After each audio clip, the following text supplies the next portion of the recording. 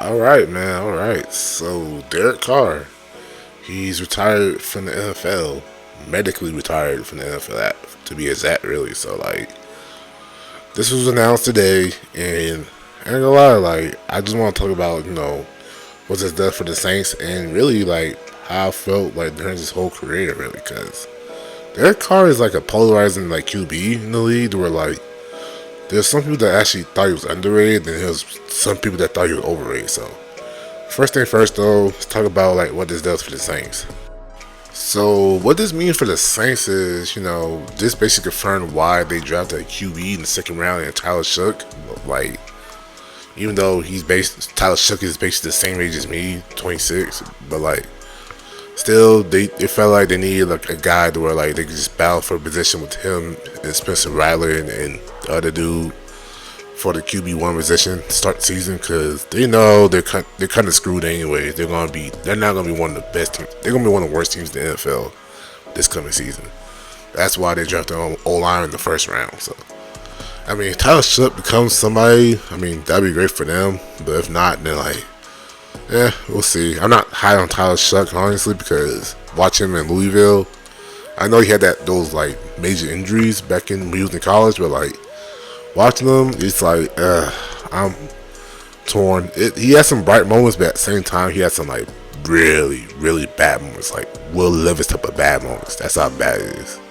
So as for Derek Carr though himself, like with the injury and stuff like that, I did see on the Saints Twitter page like what's going on with him, to where like just to basically like give. I'm gonna put the whole thing on the screen right here right now, just so I can read it. But like, basically to summarize like what was said though, like he got the injury, then like if he did the surgery, he wouldn't really be the same like as he would basically before then. So he ended up like medically retiring, and like it kind of sucks a little bit, because I hate when like people have to like retire through the injury. It's always a bad thing. You always want to like retire on your own terms. So it is sad to see, honestly. But to Derek Carr as an actual player though, and I'll say this, like I said earlier, he is a polarizing player. Like, some people thought he was underrated especially when he was with the Raiders, and people thought he was overrated, which I can understand why, for both reasons, honestly.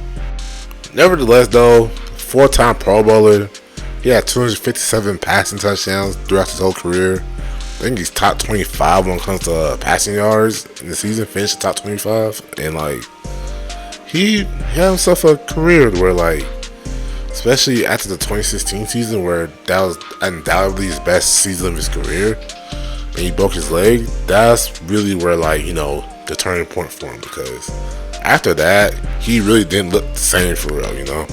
Now obviously there'll be some few flashes like how like he would look, like throughout the season after that, but like he didn't really look like the same guy anymore, because it looked like like after that injury he started like second guess himself a little bit more, because like that the way it just happened and stuff like that, and it's just like it's just kind of bad how like once a rising star, then they're like injuries like started to affect them, and like basically just like injuries in his career too. So that's kind of sad to see.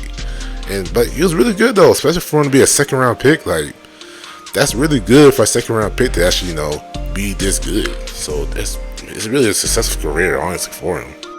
I just hate that like that broken leg injury back in 2016 kind of like skewed him like actual career, that and also made him lose confidence in himself and stuff like that. You know what I'm saying? So that's why it was fading when like a few years later, like in 2021, where they finally made the playoffs again under like crazy circumstances, where like they fired their head coach and the interim head coach led him to the playoffs, and he finally had his first and only playoff games where he actually played all right. Like, that was great to see, honestly. It really was. So honestly, that probably was his second best successful season, really. So yeah, I mean, the times where he was with John Gruden though, like he showed the flashes, but like it just didn't work out. That's just how it was. It just didn't work out for him. But man, I will say this though, also with Derek Carr when he was with the Saints, like he just didn't look the same. I mean, he was just inconsistent. And also, he started like throwing a lot more hospital balls to like wide receivers, to which to me that is worse than like interceptions, because like even though interceptions, like it's turnover and stuff like that, it costs your team possession. Throwing hospital balls to receivers could like legitimately put them in the hospital. Like I hate like being that guy, but like that's kind of the reason why like Michael Thomas and Chris Olave been hurt for a good amount of time, because when he just throws the ball to where like they just throw near to a defender, gives them a clean shot, unprotected clean shot at that. So like I just hate seeing that. But I will also say this though, to defend him, like how good he really was.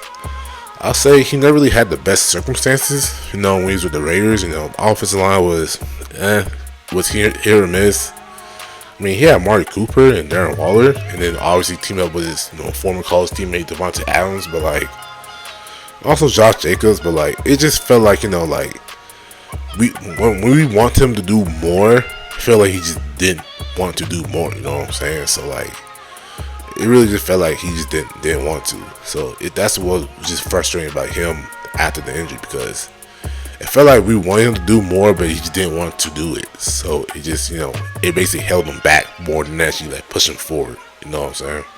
But at the end of the day though, man, like he's always gonna be remembered as a really good Raiders player. You know what I'm saying? Even though they probably gonna be still mad at him for losing, the Oakland fans gonna be mad at him for losing the last game in Oakland history. That was bad. It was good for me because I was a Jaguars fan. So that was good for me. But yeah, man, best wishes to Derek Carr, successful career. Hate that he went out like that with injuries, and like just have a great time in retirement, man. You'll be missed, but that's really it for me, man. And hey, Nas Lee in the building, bro. We out. Peace out, man.